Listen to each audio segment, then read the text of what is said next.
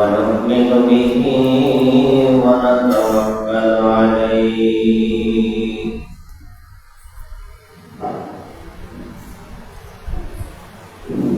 ونعوذ بالله من شرور أنفسنا ومن سيئات أعمالنا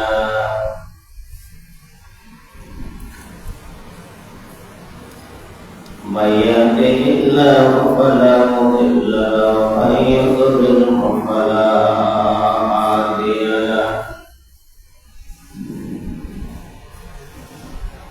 ونشهد أن لا إله إلا الله وحده لا شريك له ونشهد أن سيدنا وحبيبنا ومولانا محمدا عبد الله ورسوله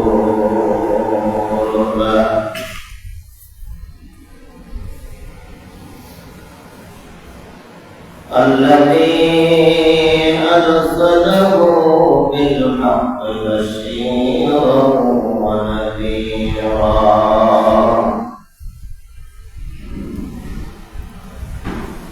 وداعيا إلى الله بإذنه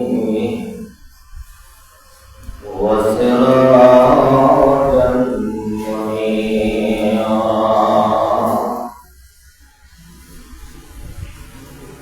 فقد قال الله تعالى في كلامه المجيد وفي فرقانه الحميد سبحان قل أعوذ بالله من الشيطان الرجيم بسم الله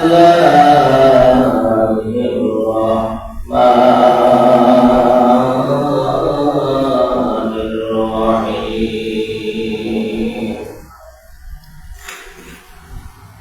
إن الله وملائكته يصلون على النبي يا أيها الذين آمنوا صلوا عليه وسلموا تسليما اللهم صل على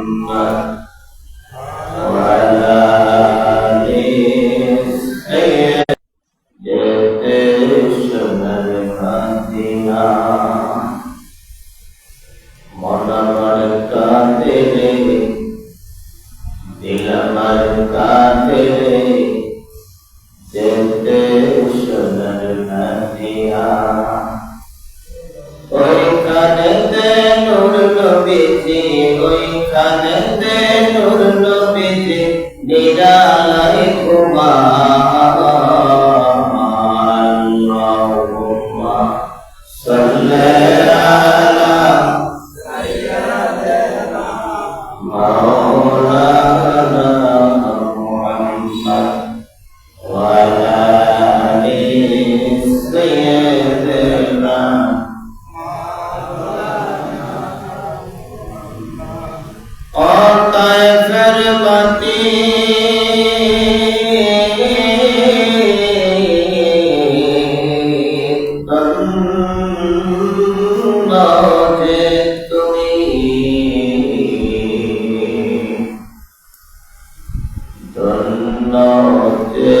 তুমি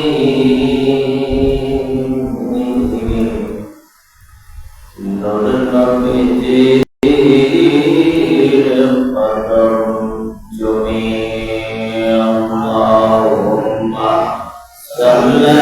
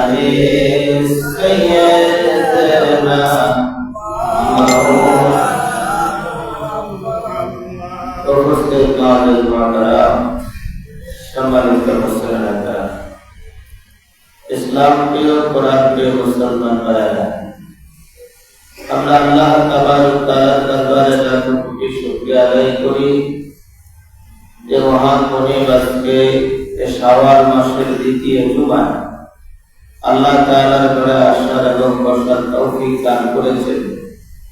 তাই আল্লাহ পাকের শুকরিয়া আদায় করে সকলে প্রাণ করে পড়ে আলহামদুলিল্লাহ।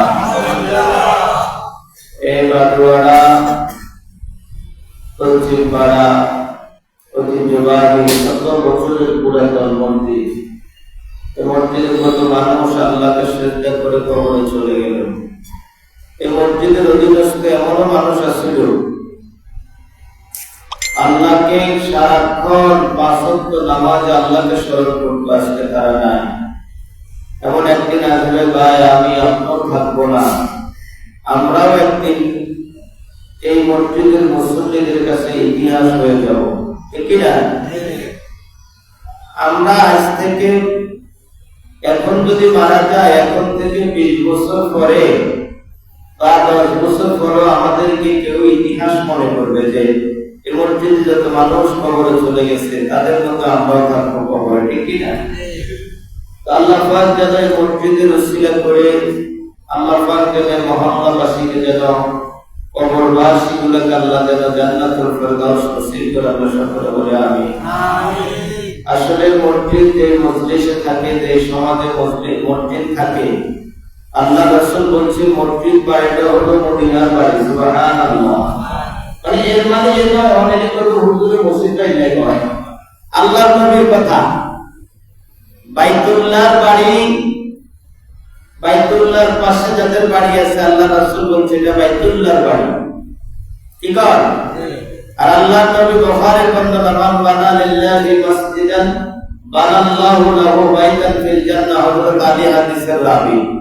আল্লাহ রাসূল বলেন যে ব্যক্তি দুনিয়ায় একটা ঘর নির্মাণ করবে, আল্লাহ পাক তাকে জান্নাতের একটা রাজপ্রাসাদ পাথর করে দেবে। সুবহানাল্লাহ, ঠিক কি না? কার কথা?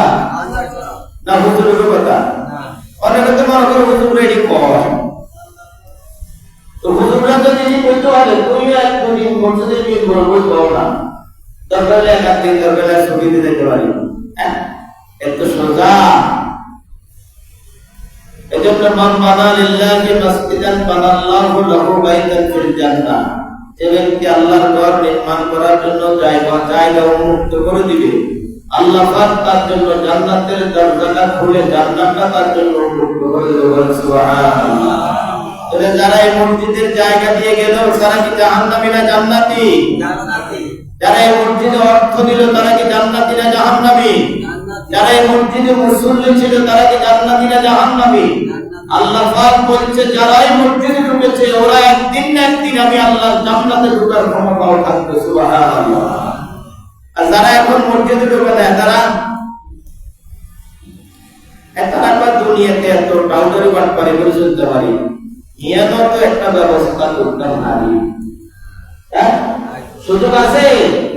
হ্যাঁ ওলিদ ইবনে মুগিরা বলল আচ্ছা মোহাম্মদ একজন ফেরেশতা একটা জাহান্নামী ব্যক্তিকে যদি দুজন ফেরেশতা অ্যাটাক করে অ্যারেস্ট করে গ্রেফতার করে তাহলে আমরা বাপ হতো তো আল্লাহ দিলে বাপ হতে মিলে 11 জন আছি। কতজন? বাপ হতে মিলে কতজন? 11 জন। এখনো বর্তমানে যারা ভাই যার ছেলে বেশি এই সমাজে মানুষের সাথে জুলুমবাজি করে বেশি, ঠিক কি না? হ্যাঁ এটা কার স্বভাব? ওলিদ ইবনে মুগিরাদের স্বভাব।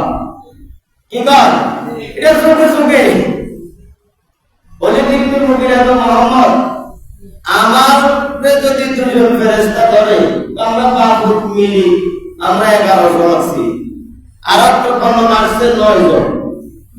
তো যদি আমরা 11 জন আর 9 জনের মধ্যে যদি থাকি তাহলে দুজন ফেরেশতা যদি আমারা ধরে তাহলে আমরা বাবাই মিলি বাহুত মিলি 11 জন মিলি ফেরেশতা করতে আমরাই বাহিরে পারি। নাউযুবিল্লাহি মিন যালিক।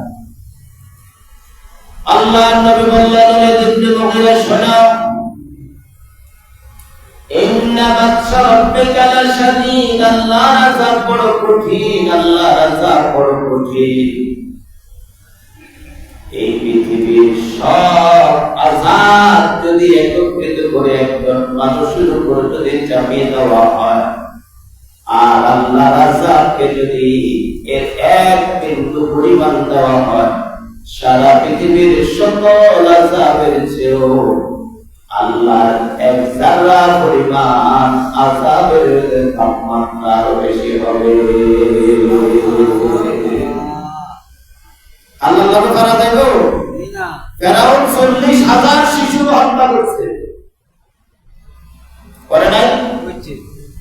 কিন্তু সে ফেরাউন আল্লাহকে ফেরাউনের মারিবার সময় অস্ত্র দিবার লাগছে কি ফানিয়ে যথেষ্ট কি ফানিয়ে না খামাল অস্ত্র লাগছে রাসায়নিক ইরান মনে সহযোগিতা করছে না আমেরিকা কেউ সহযোগিতা করে লাগে না। আল্লাহ পাক বলছে ইন্না বাতশা রাব্বিকা লাশাদীদ আমি আল্লাহর আযাব বড় কঠিন যার উপর আমি আল্লাহর পক্ষ থেকে আযাব আসবে পৃথিবীর সব মানুষ চেষ্টা করেও আমার আযাব থেকে তাকে রক্ষা করতে পারবে না। পারবে না। তখন ওলিদ ইবনে মুগিরা আল্লাহর নবী বললেন ওলিদ ইবনে মুগিরা শোনো ইন্না বাতশা রাব্বিকা লাশাদীদ আল্লাহর আযাব বড় কঠিন আযাব। আল্লাহর আযাবের মোকাবেলা তোমার আগেও বহু শৈলা শাসক ছিল, তোমার আগেও বহু জুলুমবাজ ছিল, দল বল ছেড়ে দিয়ে অহংকার করেছে, ভাই দিয়ে অহংকার করেছে, ক্ষমতা দিয়ে অহংকার করেছে, জায়গার বাহাদুরি করেছে, কারণ তার এত সম্পদ ছিল সম্পদের বাহাদুরি করেছে। কিন্তু ও ওলিদ ইবনে মুগিরা শোনো আল্লাহর আযাবের ফেরেশতাদের আয়তন আর দৈর্ঘ্য আর প্রশস্ত তুমি জানো নি? আল্লাহর আযাবের ফেরেশতা কেমন হবে তুমি কি জানো? কয় কেমন? কয় ধরো আল্লাহর আযাবের ফেরেশতা এই গান থেকে এই গানের আয়তনটা মাত্র তুমি শোনো, এই গান থেকে এই গানের একটা আয়তন আছে না? তারা জামা কাপড় মাপতে এর মাপতে না।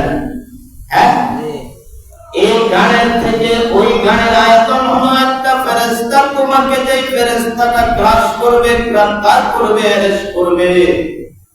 তুমি কি জানো ওলিদ ইবনে মুগিরা জান্নাতের সবচেয়ে শক্তিশালী যে ঘোড়া আছে ওই ঘোড়াটা যদি একেটানা 70,000 বছর যদি দৌড়াতে থাকে যে আযাবের ফেরেশতা তোমাকে গ্রেফতার করবে ওই আযাবের ফেরেশতাটা এই গাছ থেকে ওই গাড়িতে বুঝতে পারবে না। যে ফেরেশতা তোমাকে গ্রেফতার করবে তুমি দেখো গোলার বাউন্ডারি করো, বাইরে ঘর করে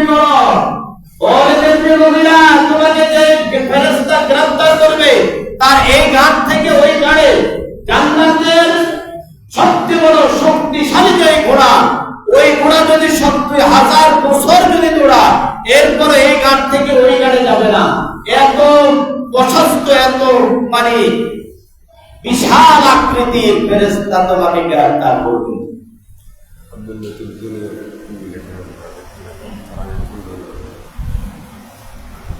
আমার ভাইরা, তাহলে আল্লাহর আযাব বড় না বান্দার আযাব বড়?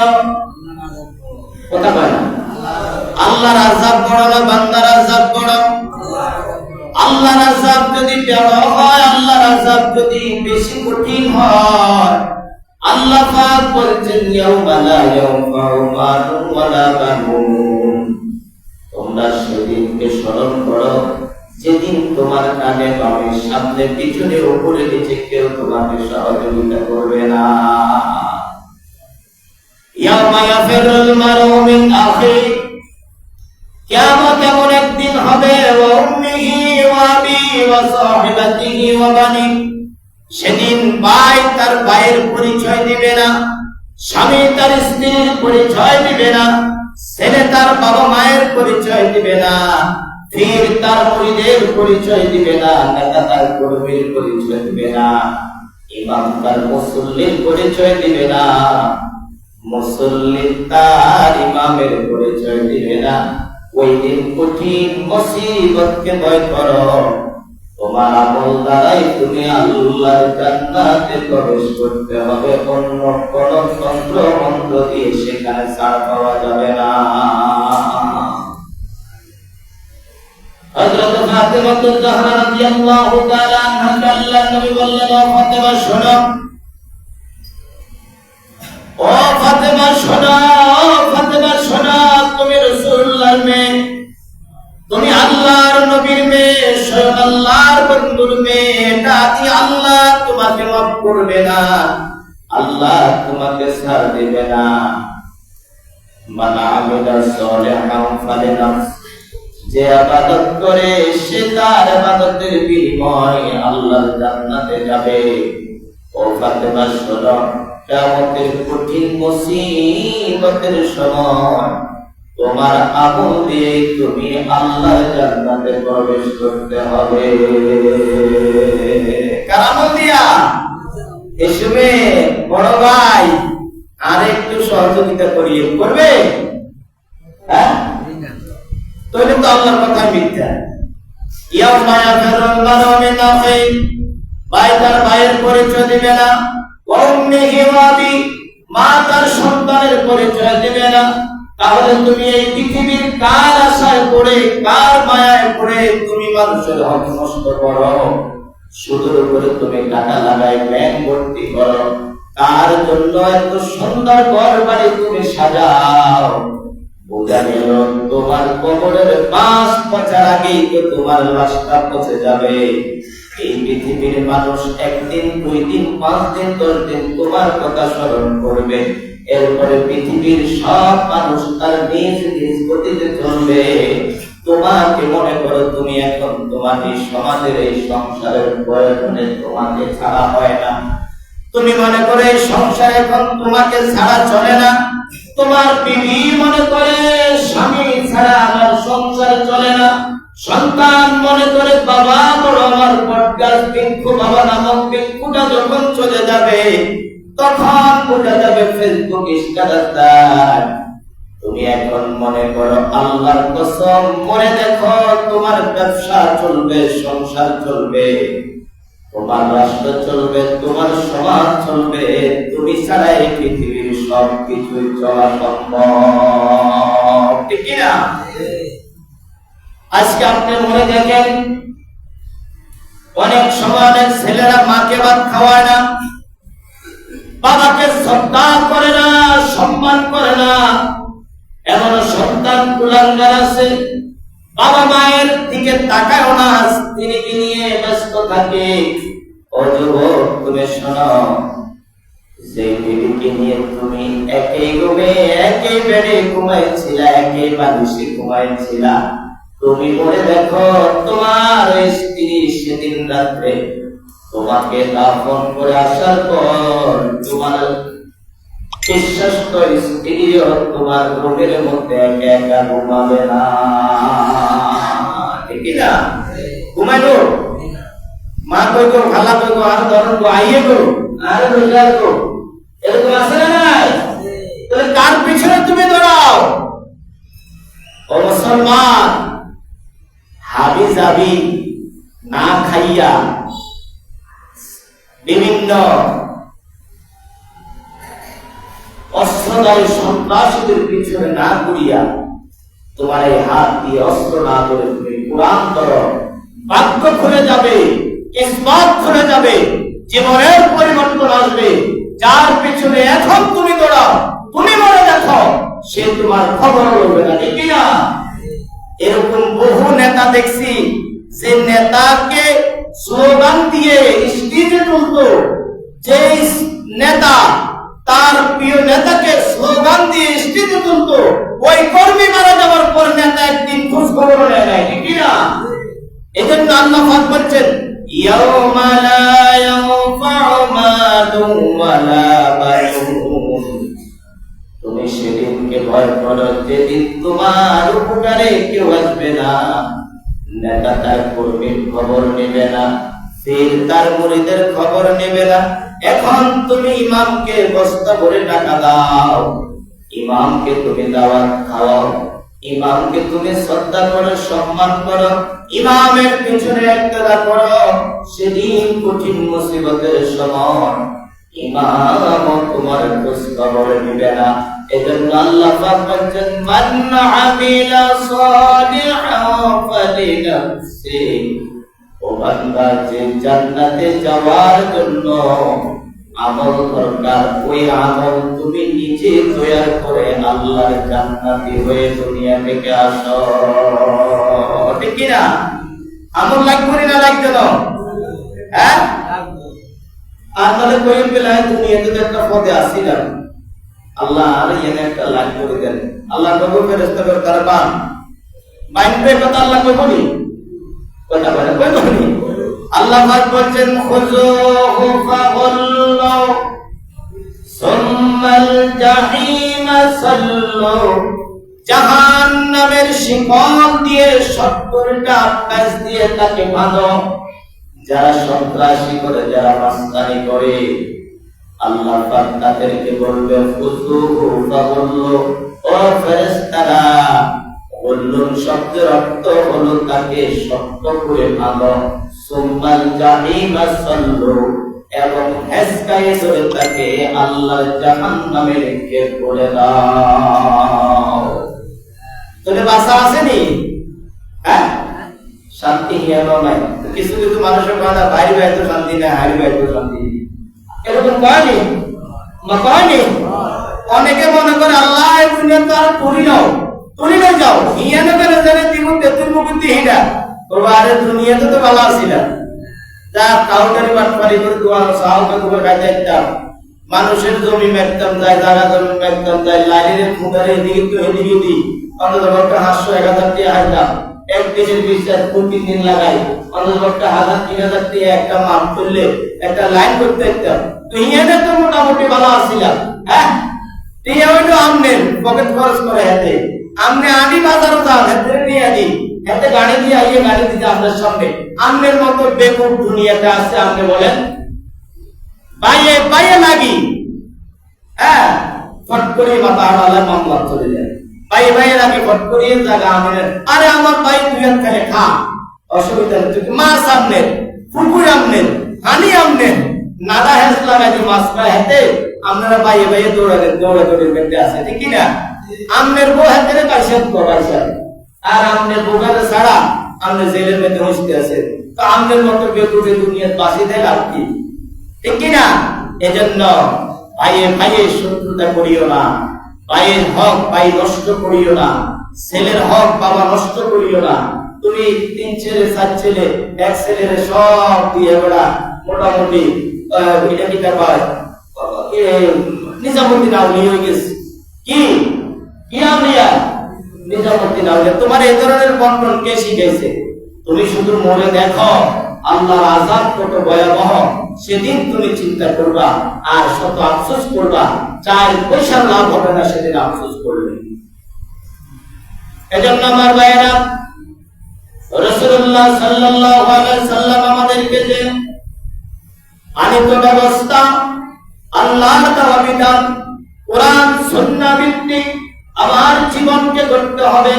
আমার সংসারী জীবন, আমার পারিবারিক জীবন, আমার রাষ্ট্রীয় জীবন, সব কিছুতে কোরআনের বিকল্প কিছু নাই। কোরআন ছাড়া যত বড় রাষ্ট্রের প্রেসিডেন্ট হোক না কেন, সে কিয়ামতের ময়দানে আল্লাহর আদালতে জাহান্নামীদের কাতারে উঠতে হবে।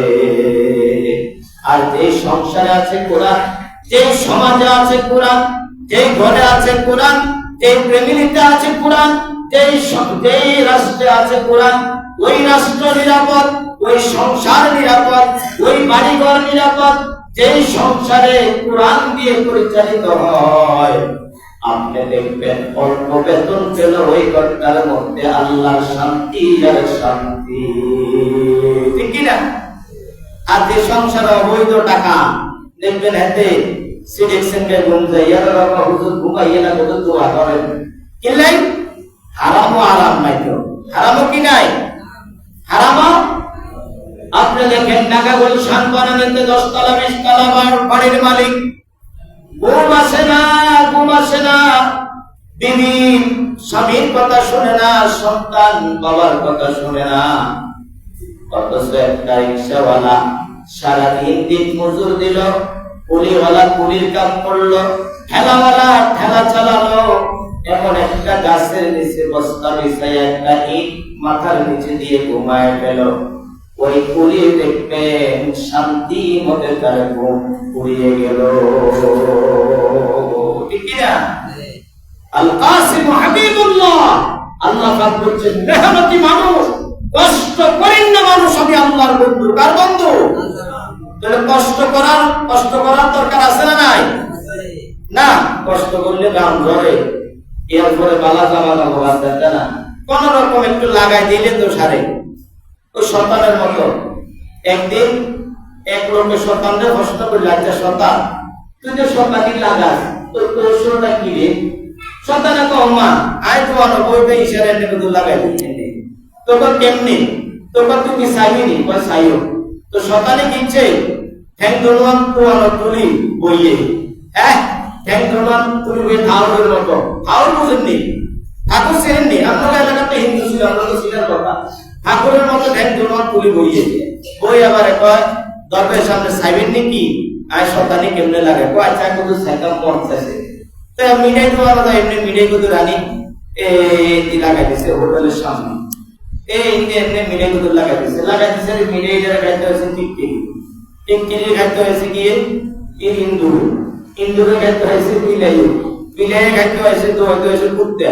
এবারে বিলাইয়ের জানেন কুত্তা জানেন বিলাইয়ের কামড় দিচ্ছে, কুত্তা মরে গেছে, বিলাইয়ের মালিকে কিনছে, কুত্তারে দিছে বাড়ি, কুত্তার মালিকে দিছে গাড়ি, বিলাইয়ের মালিকের বাড়ি। এই যে মারামারি হানাহানি কাটাকাটি, তো দরবেশের এবারে ইংলিশের পয়সা কি বুঝলেন, আমি বউটা এলো কিন্তু আর টিপটা উড়ে দেয় চলে কিনা, কথা বলো চলে কিনা, টিপটা তো চলে নেই। সুতরাং একদিন তো কাপড়ের ভিতরে ঢুকবা, একটু আল্লাহকে ভয় করো। আল্লাহ পাক নিজে তো বলছে ইয়াউমা লা ইয়ানফাউ মালুন ওয়ালা বানুন, ও বান্দা তুমি সেদিনকে ভয় করো, তোমার দুনিয়ার 1 লক্ষ বন্ধু আছে, তোমার বিপদে কেউ থাকবে না, ঠিক কিনা? বিপদে একটু পড়ে দেখেন আপনার অবস্থা কি হয়, ঠিক কিনা? এটা তো সাধারণ দুনিয়ার একটু বিপদ। এজন্য আমার ভাইরা, আল্লাহর নবী আমাদের জন্য যে আদর্শ শিখাই দিয়েছেন, ওই আদর্শের উপর আমাদের জীবনকে পরিচালিত করতে হবে। এর জন্য চাকরি চলে যাবে, এর জন্য মামলার শিকার হতে হবে, এর জন্য হামলার শিকার হতে হবে, এর জন্য মানুষ আপনার বিরুদ্ধে ষড়যন্ত্র করবে। আপনি শুধু এক আল্লাহর প্রতি শুরুটা বিশ্বাস থেকে আপনার জীবনকে পরিচালিত করুন। হাজার পৃথিবীর সন্ত্রাস আর হাজার মুনাফিকেরা আপনাকে কিছু করতে পারবে না, আল্লাহ পাক যে পর্যন্ত আপনার উপর রাখি আর খুশি থাকবে, ঠিক কিনা? আমরা কার সাহায্য চাই? আল্লাহ পাক বলছেন আলাইসাল্লাহু বিকাফিন আবদা, ও বান্দা বিপদে বলো মুসিবতে যে অবস্থায় থাকো, আমি আল্লাহ কি তোমার জন্য সাহায্যের জন্য যথেষ্ট নয়? বলেন বলেন অবশ্যই আল্লাহর সাহায্য আমাদের জন্য যথেষ্ট, ঠিক কিনা? আমরা পৃথিবীর কোন রাম বাম কোন নাস্তিক মুরতাদের সাহায্য আমরা কিছুই চাই না। আমরা আল্লাহর সাহায্যের কাছে, আমরা আল্লাহর সাহায্যের জন্য আমরা অপেক্ষমান, ঠিক কিনা? মূসা নবীকে যে সময় ফেরাউনের দল বল সাথী সঙ্গী নিয়ে যখন গ্রাস করলো, নীল দরিয়ার কিনারে চতুর্দিকে যখন ত্রিমুখী সংঘর্ষ, যখন মূসা নবীকে গ্রেফতার করলো, মূসা নবীর লোকেরা বলল, মূসা নবী এখন তার আমাদের কোনো বাঁচার কোনো পথ নাই, এখন কি আমাদের কি উপায় হবে? মূসা নবী সেদিন মধ্যে মুজাহিদের মতো বলছে, কাল্লা কাল্লা, কখনো রব্বি সায়াহদিন, অবশ্যই আল্লাহর সাহায্য আমাদের জন্য আসবেই আসবে, শুধু ধৈর্য ধরো। এরপরে আল্লাহ পাক মূসা নবীর কাছে ওহী নাযিল করে দিলেন, মূসা তোমার হাতে কি? মূসা বলল লাঠি। কয়টা নীল দরিয়ায় নিক্ষেপ করো, সাথে সাথে 12টি রাস্তা মূসা নবীর দল দল সাথী সঙ্গীর জন্য এপার থেকে ওই পার দরিয়ার মাঝখান দিয়ে রাস্তা হয়ে গেল। আল্লাহর নবী মূসাকে আযাব থেকে বাঁচালো কে? আল্লাহ।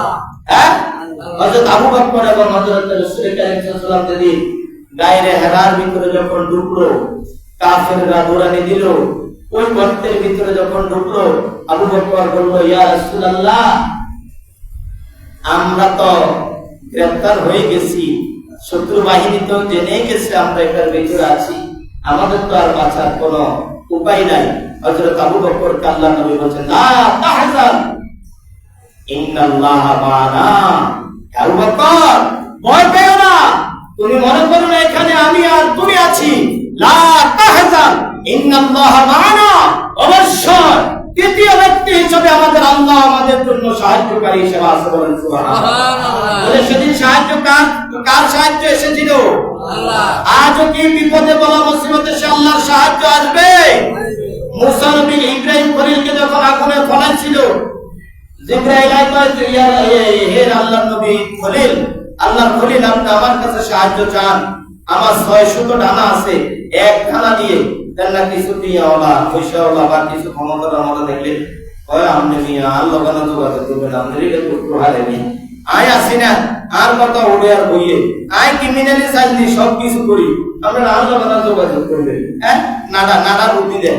হ্যাঁ, জিবরাইল আমিন কবু, হে খলিল, আপনি আমার কাছে সাহায্য চান, আমি আপনাকে সাহায্য করব। জিবরাইল আমিন আল্লাহ নবী খলিল বলছেন, ও জিবরাইল, আমি এমন অন্ধ কোন স্রষ্টার গোলামি করি না, আমি এমন কোন অন্ধ স্রষ্টার গোলামি করি না যে স্রষ্টা তার গোলামের বিপদ আর বলা মুসিবত দেখে না। এখন আল্লাহ পাক এই মুহূর্তে নোটিশ জারি করে দিলেন ইব্রাহিমের উপর, কুলনা ইয়া নারু কুনি বারদাও ওয়া সালামান আলা ইব্রাহিম। আগুন রে আমার ইব্রাহিম, এত নিষ্ঠার সাথে আমি আল্লাহকে বিশ্বাস করেছে, ও আগুন তুমি আমার ইব্রাহিমের জন্য ফুলের বাগান হয়ে যাও। এই নমরুদের কুণ্ডুরে আগুনের তত্ত্ব বা আগুনটা আমার ইব্রাহিমের জন্য তুমি আরামদায়ক ফুলের বাগান পরিণত হয়ে যাও। আজকে সেই ইব্রাহিমের সহযোগিতা যে আল্লাহ করেছে, ইব্রাহিমের মতো ঈমান নিয়ে যদি থাকো, মূসার মতো যদি ঈমান নিয়ে থাকো, মুহাম্মদ রাসূলুল্লাহ সাল্লাল্লাহু আলাইহি ওয়াসাল্লামের প্রতি মুহাম্মদ সাল্লাল্লাহু আলাইহি ওয়াসাল্লামের মতো যদি ঈমান নিয়ে থাকো, গর্তের ভিতরে যে আল্লাহ মুহাম্মদকে রক্ষা করেছে, নীল দরিয়ার কিনারে মূসাকে যে আল্লাহ রক্ষা করেছে, আগুনের কুণ্ডুলিতে যে আল্লাহ ইব্রাহিমকে রক্ষা করেছে, কোন রাম আর বাম নাস্তিক মুরতাদ ইসলাম বিরোধী কোরআন বিরোধী কোন মুসলমান ইসলাম প্রিয় মানুষকে ধ্বংস করতে পারবে না। আল্লাহর পক্ষ যদি যে পর্যন্ত সাহায্য আসে, আর আল্লাহর সাহায্যই মুসলমানদের জন্য চূড়ান্ত, ঠিক কিনা? আল্লাহর সাহায্য আমরা চাই কি চাই না? আল্লাহ আমাদের রিজিকের মালিক, আল্লাহ আমাদের হায়াতের মালিক। চাকরির মালিক কে? আল্লাহ। হ্যাঁ, জীবনের মালিক কে? আল্লাহ। না পৃথিবীর সমাজের মানুষ চাকরির মালিক? আপনি আল্লাহর প্রতি অবিচল আস্থা এবং বিশ্বাস নিয়ে থাকেন, আল্লাহ আপনাকে সাহায্য করবে, এতে কোনো সন্দেহ না। যারা আপনার ইজ্জত নিয়ে লুণ্ঠন করতে চায়, এই জাতির সামনে, এই জনপদে আল্লাহ তাদেরকে ব্যর্থ করবে, শুধু ধৈর্যের অপেক্ষা, ঠিক কিনা? আল্লাহ আমাদের সকলকে ঈমান ও আমলের সহিত চলার তৌফিক দান করুক, সকলে বলে আমিন। আজকের দোয়ার আয়োজন করেছে মিয়াবাড়ির ইসমাইল, উনি মারা গিয়েছে, ওনার জন্য তাবারুকের ব্যবস্থা আছে, দোয়া চেয়েছে। তারপরে বুটাগাজী ব্যাপারী বাড়ির আব্দুল লতিফ, উনি মারা গিয়েছে। আসলে ওনার কথা আমরা বলতে হয়, উনি একজন ভালো মানুষ ছিল, আমাদের সামনের কাতার মুসলিম ছিল। ওনার জন্য তাবারুক আছে, মিলাদের আয়োজন করছে আমাদের মতিন ভাই ভাইরা, আর মতিন ভাই ছেলেদের জন্য দোয়া চেয়েছে। আর দেশে বিদেশে যে সমস্ত ছেলেরা ভাইয়েরা ফেসবুক লাইভে দোয়া চান, আল্লাহ সকলকে, বিশেষ করে বাহরাইন, ওমান, দুবাই সহ জাজিরাতুল আরবের যতগুলি দেশ আছে, অর্থাৎ আমাদের মুসলিম কান্ট্রিতে যতগুলি মুসলমান প্রবাসী ছেলেরা আছে, ওই দেশের মানুষও তো আমাদের মুসলমান। আল্লাহ পাক যেন এই বন্যা থেকে আমাদের সকল ইসলাম প্রিয় মুসলমান ভাইগুলোকে, ইহুদি খ্রিস্টান গুলাকে আল্লাহ যেন এই আযাব থেকে রক্ষা করে। আল্লাহর কাছে আমরা দোয়া করি, উনি প্রবাসী সকল ভাইগুলোকে আল্লাহ আপনার আযাব থেকে রক্ষা করেন, আমরা সকলে বলি আমিন। হাযা মা ইনদাল্লাহ আলাইহি তাওয়াক্কালতু ওয়া ইলাইহি উনীব। যারা দোয়া চেয়েছেন আমরা তাদের জন্য দোয়া করি। আর আপনারা সকলে 5 ওয়াক্ত নামাজ পড়বেন, ঈমান ও আমল নিয়ে চলবেন। আল্লাহ আমাদের সকলকে তৌফিক দেন, সকলে বলি আমিন। হাযা মা ইনদাল্লাহ আলাইহি তাওয়াক্কালতু ওয়া ইলাইহি উনীব। যারা সুন্নাত পড়েন নাই, সালাত কামলা বিমা করে নেন।